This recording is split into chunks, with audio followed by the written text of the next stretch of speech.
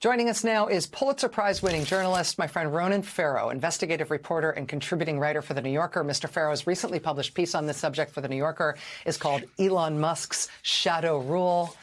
Ronan, thank you very much for making time to be here tonight. I really appreciate it. Thanks for having me, Rachel. First, let me just ask you if I have characterized your reporting correctly. I know that both you and Mr. Isaacson and reporter for The Economist and some other people have gotten to different pieces of this. So what I see is sort of this same story. Did I characterize your reporting accurately? And did you see it sort of the way I presented it? You did, and I always respect how you give viewers the timeline of everyone who contributed to our understanding. I'd also point out the Financial Times, as this was happening, was doing good leading reporting about the outages in terms of coverage on the Ukrainian front lines. I talked to not just the officials you mentioned, but also Ukrainian soldiers on the ground who had the experience personally of being shocked as they attempted to advance in some of these critical areas where Russia was attempting to seize control, and as they lost the ability for commanders to communicate with troops on the front lines. So, there are varying opinions about how directly that contributed to, for instance, potential loss of life. But everyone around this seems to agree what happened is as you rendered it, and that there was a grievous consequence for people on the ground. I want to talk specifically about Mr. Musk's communications with the Russian government. As you point out in The New Yorker, and you're right, there's nothing illegal about an American private citizen talking to a foreign government. That said, it's not exactly legal for American private citizens to conduct their own foreign policy contrary to the interests of stated U.S. foreign policy. But we're sort of in that within those bounds, I think, a little bit in trying to figure this out. You reported that Mr. Musk has had direct conversations with Russian officials. We have seen Mr. Musk post very obviously pro-Russian propaganda after these conversations. You connect that communication. Apparently, Mr. Isaacson connects that communication as well in time to Mr. Musk's decision to cut off this crucial communications asset for the Ukrainian military.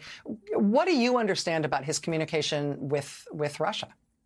The timeline is fairly straightforward here, Rachel, and we have abundant evidence about it.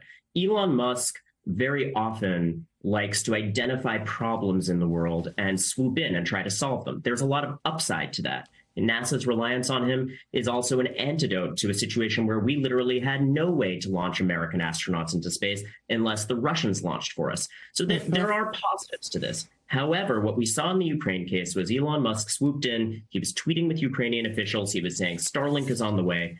Then over the ensuing months, I think he clocked the price tag of this. So there was a pragmatic concern, and there appears to have been an ideological shift where at conferences and in other settings, and as you say, even eventually on Twitter, he started, for instance, putting out public peace plans that accorded exactly with what the Russians wanted. New referendums that might redraw the lines in favor of Russia. He started tweeting out information that the Russians often point to, namely that there are areas around Ukraine's borders in which the local population, they like to say, would prefer Russian rule. That's something that Elon Musk parroted.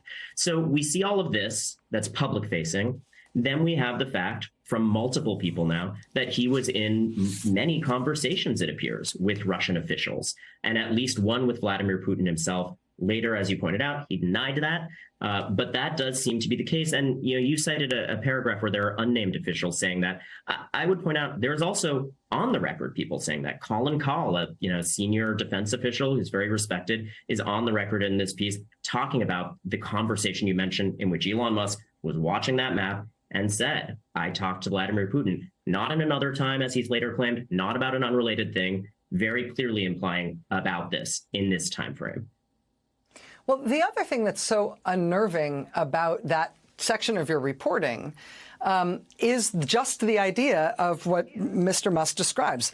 On the phone, Musk said he was looking at his laptop and could see, quote, the entire war unfolding through a map of Starlink activity. So if you've got anybody in the world, I don't care what nationality you are, but if you've got somebody who is saying that he's having direct conversations with Vladimir Putin, who is saying, according to lots of good reporting, that he is talking to the Russian government regularly and senior officials in the Russian government, and he simultaneously has access to information that shows, in his words, the entire war unfolding, in terms of what the Ukrainian government is doing, what Ukrainian units are doing all over that active war zone, that's a very, very dangerous potential conduit of information just in terms of the conduct of the war. I mean, that's the biggest intelligence risk you could possibly imagine in terms of whether or not Ukraine's ever going to be able to win this thing.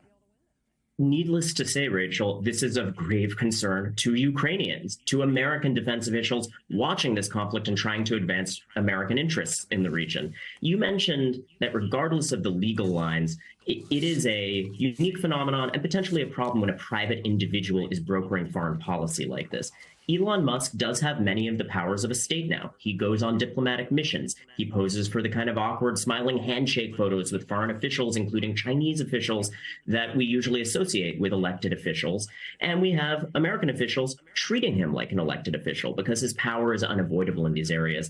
And Elon Musk is also a good lens through which to view the perils of that, because there's a lot of good he does. There's a lot of ways in which he's smart, but we also see erratic behavior. We also see how, as you mentioned, in the kind of radicalism he's displayed on Twitter, he does have a tendency to absorb and carry water for new views that he didn't espouse previously very rapidly. And in this case, he's also an individual who is buffeted by headwinds of incentives around his businesses and where they operate that are not always aligned with American interests. So, for instance, half of all of Tesla's, the vehicles, are produced in a Shanghai factory. That means he has to be in diplomatic conversations with Beijing.